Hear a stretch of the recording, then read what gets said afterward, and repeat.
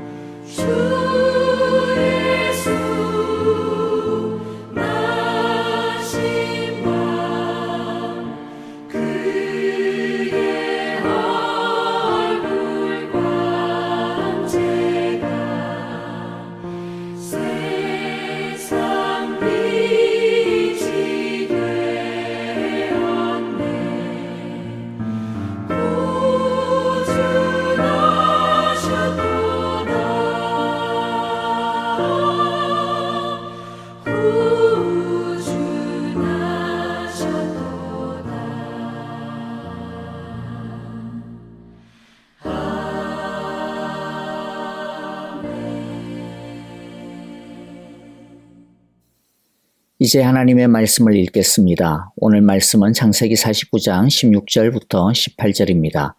오늘은 다한을 향한 야곱의 축복입니다. 함께 읽겠습니다. 다한은 이스라엘의 한 지파 구시를 톡톡히 하여 백성을 정의로 다스릴 것이다. 다한은 길가에 숨은 뱀 같고 오솔길에서 기다리는 독사 같았어 말 발굽을 물어 말에 탄 사람을 뒤로 넘어뜨릴 것이다. 주님, 제가 주님의 구원을 기다립니다. 아멘. 먼저 단이 어떤 아들인지 잠깐 살펴보겠습니다. 단은 야곱의 5번째 아들입니다. 야곱에게는 원래 2 아내가 있었습니다. 야곱이 원래 좋아했고 또 결혼하기를 원했던 아내는 라헬이었죠. 또 다른 아내는 라헬의 언니인 레아였습니다.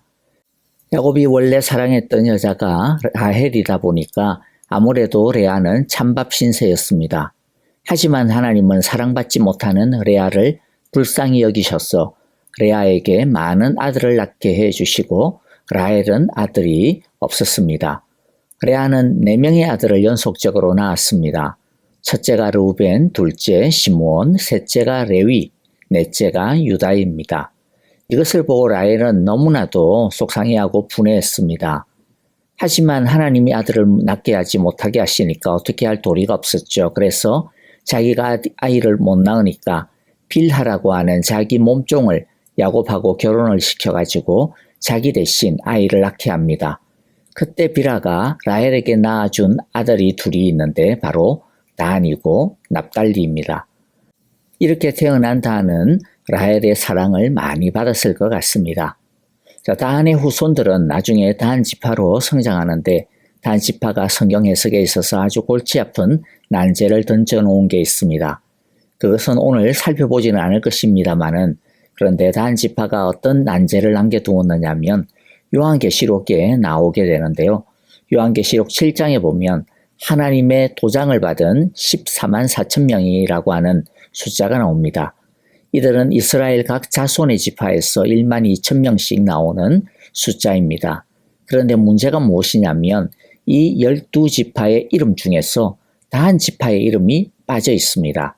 단 지파가 12지파에서 제외가 된 것이죠. 왜 단 지파가 빠졌는지 성경은 어디에서도 그 이유를 속 시원하게 대답해 주고 있지 않아서 해석에 굉장히 어려움이 많이 있습니다. 그러나 분명한 것은 단에게 뭔가 문제가 생겼다라는 것이겠죠. 하나님의 12지파에서 제외될 정도의 어떤 문제가 단에게 있었다. 그것만은 분명한 것 같습니다. 자, 이런 암울한 미래를 내다보고 있었을까요? 오늘 단을 향한 야곱의 축복에는 기쁨과 걱정 그리고 또한 불안함이 교차하고 있는 것을 알 수가 있습니다. 첫째, 야곱은 단이 심판자와 같은 유능함을 가질 수 있기를 축복합니다. 자, 16절입니다. 단은 이스라엘의 한 지파 구실을 톡톡히 하여 백성을 정의로 다스릴 것이다. 백성을 정의로 다스린다. 이 다스린다라고 하는 것을 좀 쉽게 이해하시려면 사사를 떠올리시면 됩니다. 우리나라 말로 사사로 번역이 된 이 단어는 재판관이라는 뜻입니다. 사사는 재판관의 역할도 하는데 그런데 이 재판관의 역할이 아주 다양합니다. 전쟁 때는 사령관의 역할도 해야 되고 신앙에 있어서는 상담가의 역할도 하고 그래서 이스라엘의 영적인, 정치적인, 군사적인 리더 역할을 다 감당하는 사람이 바로 이 정의로 다스리는 사람이었습니다. 이들은 성령 충만한 사람들이었고 이스라엘의 버팀목이었습니다. 그래서 그런지 단 지파에게서 너무나도 유명한 사사가 나옵니다. 여러분이 잘 아는 삼손입니다. 이것처럼 단 지파는 처음에는 대단히 훌륭하게 자신의 역할을 수행했습니다. 하지만 갈수록 엉망진창이 되게 됩니다. 마치 삼손의 생애와 같다라고 볼 수가 있을 것 같습니다. 삼손도 처음에는 대단한 사사였습니다. 하지만 나중에는 자기 꾀에 자기가 그만 걸려들고 말았습니다. 블레셋 사람을 잡겠다고 블레셋에 들어갔다가 그만 블레셋 여자에게 홀딱 넘어가서 결국 눈도 뽑히고 힘도 잃어버리고 사슬에 매여 블레셋 사람들의 구경거리, 놀림거리가 되고 말았습니다. 그처럼 단 지파는 처음에는 용맹하게 이스라엘을 지키는 한 축을 당당히 담당하였는데 나중에는 점점 그 빛을 잃어가 버렸습니다. 이들이 빛을 잃어버리게 되는 사건을 사사기에서 삼손의 이야기 후속편으로 소개하고 있는데요. 그것은 단 지파의 집단 이주 사건입니다. 단 지파는 처음에 비교적 비옥한 땅을 분배받았습니다. 그런데 하나의 도전거리가 단 지파에게 있었는데요. 그것은 단 지파가 받은 땅에 블레셋이라고 하는 아주 뛰어난 민족이 자리를 잡고 있었다라는 것입니다. 단 지파가 감당하고 싸워야 하는 과제가 바로 블레셋이었습니다. 하지만 당시의 단의 힘으로는 블레셋을 이겨낼 수가 없었습니다. 도리어 블레셋에게 쫓겨서 비옥한 땅을 빼앗기고 산지로 쫓겨나게 되었습니다. 그래서 이들은 해서는 안 되는 결정을 하고 맙니다. 하나님께서 그들에게 주신 땅을 버리고 좀 더 편하고 쉬운 땅을 찾아 이주한 것입니다. 원래 남서쪽 땅을 분배받았는데 얼마나 블레셋이 지겨웠고 힘들었으면 그냥 완전히 북쪽 끝으로 이주해 버립니다. 가나안 땅 지도 제일 위에 보면 납달리 지파가 속한 땅 중에서 제일 북쪽에 라이스라고 하는 성읍이 보이는데요.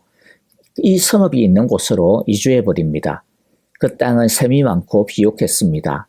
단 지파는 그 땅을 정복하고는 그 이름을 단으로 바꾸어 버립니다. 그래서 그때부터 성경에서 이스라엘을 부를 때에 단에서 베엘세바까지 이러한 표현을 자주 쓰게 되죠. 단은 이스라엘 제일 북쪽 마을이고 베엘세바는 이스라엘 제일 남쪽 마을입니다. 그러니까 북쪽에서 남쪽까지 이런 뜻과 같은 것이죠. 여러분, 그런데 아무리 어려워도 분배받은 땅을 버리면 안 됩니다. 분배받은 땅은 안식할 땅인 동시에 싸워야 하는 땅입니다. 그런데 단은 싸워야 하는 땅이라는 것을 포기해 버렸습니다. 그냥 어떡하든지 좀 지겹다, 편하게 살고 싶다. 그래서 그 편한 것을 찾아 나선 것이죠. 좀 덜 싸우고 좀 더 편한 곳으로 가면 거기서는 행복할 줄 이들은 착각했습니다. 단으로 이주하는 것이 지름길이고 편한 길인 줄 알았습니다. 하지만 그것은 망하는 길이었습니다. 자기들만 망하는 것이 아니라 이스라엘 전체가 망하는 길이었습니다. 단이 이주하고 난 다음 블레셋은 그 땅을 완전히 아주 쉽게 차지하고 맙니다. 그리고 난 다음 블레셋은 그 이후로 400~500년 동안 이스라엘에게 있어서 가장 어려운 적이 됩니다. 가장 괴롭히는 적이 되고 마는 거죠. 단이 그 땅을 버림으로 말미암아 이스라엘 전체에 암과 같은 그러한 이 악성 종양이 이스라엘 땅에 심어지게 된 것입니다. 또 뿐만 아니라 북쪽 단으로 옮긴 다음 원래의 땅에서 블레셋에게 시달리던 것과 같은 그런 위협이 처음에는 사라진 것처럼 보였습니다. 하지만 평온하고 또 기름진 그 땅으로부터 얻어지는 많은 생산들로 인해 그들은 가나안의 우상에 쉽게 물들어가게 됩니다. 그리고 시간이 지난 다음 역사의 흐름이 또 완전히 바뀌게 되고 마는데요. 다윗 왕 시절까지만 해도 블레셋이 제일 무서운 적이었습니다. 그러나 블레셋도 얼마 지나지 않아 쇠퇴하고 특별히 다윗 왕이 완전히 그냥 이제 물리치게 되죠. 그런데 이렇게 블레셋이 이제 저물게 되니까 그 뒤를 이어 북쪽에서 거대한 제국들이 일어섰다 망했다 하기를 반복하기 시작하더니 나중에는 이들의 침략을 이제 이스라엘이 받게 됩니다. 그런데 제일 북쪽에 누가 있습니까? 단 지파죠. 단 지파는 거에서 걸핏하면 북쪽에서 쳐들어오는 나라들의 침략을 제일 먼저 정통으로 얻어맞게 됩니다. 똥을 피해서 우리 이제는 좀 편한 곳으로 갔다 그렇게 해서 나름 자기들은 신의 한 수라고 생각했을지 모르는데 나중에 보니까 똥 하나가 아니라 그냥 똥차에 치여서 죽게 될 지경에 빠지게 된 것이죠. 지름길이고 첩경이라고 생각했는데 그러나 자신들의 꾀는 얼마 지나지 않나 보니 죽을 자리를 선택한 것이었다라고 하는 것이었습니다. 17절의 말씀이 바로 단에 이러한 위기가 있을 것을 걱정하면서 단에게 주는 경고의 축복입니다. 17절 보면 단은 길가에 숨은 뱀 같고 오솔길에서 기다리는 독사 같아서 말발굽을 물어 말에 탄 사람을 뒤로 넘어뜨릴 것이다. 두 번째 단을 향한 야곱의 축복은 단 너가 독사가 될 수 있다라고 하는 것을 주의하라고 하는 경고의 축복입니다. 뱀은 뱀인데 야곱이 보여주고 있는 이 뱀의 모습은 뭔가 야비하고 약삭 빠른 모습입니다. 장꾀를 내어 블레셋을 피해 북쪽으로 이주하는 다한의 모습이 이 뱀에 오버랩됩니다. 다한이 비록 재판관의 역할을 감당할 수 있을 정도로 명석하고 뛰어나지만 그러나 조심하지 않으면 언제든지 뒤집혀질 수 있음을, 타락할 수 있음을 경고해주고 있는 것입니다. 명석하고 신실하기 때문에 오히려 자기 자신을 과대평가할 수 있고 과신할 수 있는 위험이 도사리고 있기 때문입니다. 그렇게 지혜로웠던 다한 지파가 어떻게 해서 이렇게 엉망이 될까요? 자기 꾀와 지혜를 따르면 문제가 생깁니다. 하나님께서 블레셋이라고 하는 어려움을 주셨을 때는 그 블레셋을 통해 다한을 빚어가시고 다듬어 가시려고 하시는 선한 계획이 있는 것입니다. 뿐만 아니라 하나님은 그 블레셋과 맞서 싸울 수 있는 삼손이라고 하는 무기도 줬습니다. 하지만 이들은 삼손과 함께 싸우지 않았습니다. 삼손의 이야기를 보면요. 다른 사사들과 다른 점이 하나가 있습니다. 다른 사사들은요. 여러 지파들을 동원해서 그 지파들과 함께 싸웁니다. 그런데 삼손은 어느 누구로부터도 도움을 받지 못하고 철저하게 독고다이로 혼자서 싸웁니다. 심지어는요. 삼손 너 때문에 우리가 블레셋한테 보복을 당하고 있어. 제발 그만해. 이러한 소리까지 들었습니다. 심지어 이스라엘 사람들이 삼손을 잡아다가 블레셋 사람들에게 내어주기까지 하는 그런 일도 당하기도 했습니다. 하나님은 어려운 상대인 블레셋과 맞설 수 있는 길을 단에게 주셨습니다. 하지만 이들은 그 싸움을 삼손에게만 지우고 자신들은 그 싸움에서 계속 피하기만 했던 것입니다. 편한 길로만 가려 하고 믿음의 갈등과 싸움을 피할 때 그 지혜로웠던 다한은 길가의 독사처럼 타락하고 만 것입니다. 그러므로 너무 얍삭하게 예수를 믿으려고 하면 안 됩니다. 성령 충만은 말씀을 붙들고 나의 블레셋과 맞서 싸우는 데서 생깁니다. 비록 잘 이기지 못하고 피할 때가 많을지 몰라도 그러나 피하지 않고 하나님의 말씀대로 살아보려고 발버둥칠 때 하나님은 삼손과 같은 길도 열어주시는 것입니다. 다한과 같은 변질을 조심합시다. 우리도 얼마든지 그럴 수 있는 가능성이 있는 연약한 존재라는 것을 주의하여 쉬운 길만 찾아 나서려고 하지 말고 힘들더라도 하나님의 말씀의 길로 행하는 우리 모두가 되시기를 기도하고 축복합니다. 셋째, 야곱은 다한을 위해 하나님의 구원을 간구합니다. 하나님의 구원만이 우리를 살릴 수 있습니다. 야곱은 다한의 이 변질을 내다보며 하나님의 용서와 간구를 구합니다. 구원을 간구합니다. 누구나 실패하고 잘못될 수 있습니다. 그러나 그런 연약한 우리를 하나님은 구원하기를 기뻐하십니다. 그래서 우리에게 성탄절도 주신 것이 아니겠습니까? 중요한 것은 그 하나님의 구원을 바라고 기다리고 붙들어야 한다라는 것입니다.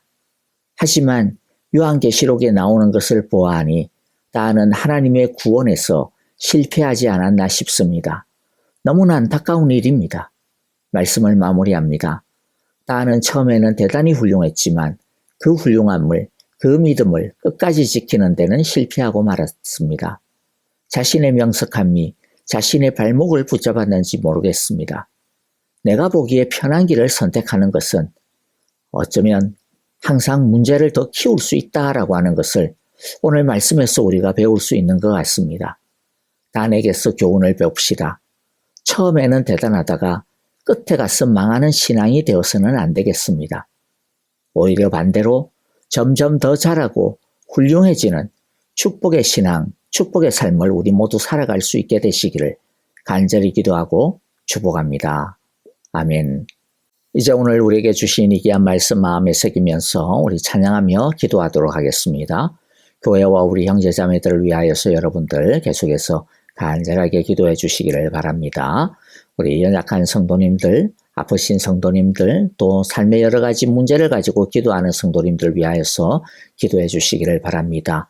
질병과 싸우고 있는 우리 형제자매들이 있습니다. 우리 이진구 집사님, 조창준 장로님, 도지수영 집사님 위하여서 여러분들 기도해 주시기를 바라고요. 이두상 집사님을 위해서도 또 우리 그 가정을 위해서도 기도해 주시기를 바랍니다. 선교사님과 또 우리 우크라이나의 평화, 내년에는 제발 평화가 찾아오기를 우리 함께 좀 기도했으면 좋겠습니다. 다 함께 이제 찬양하며 기도하겠습니다.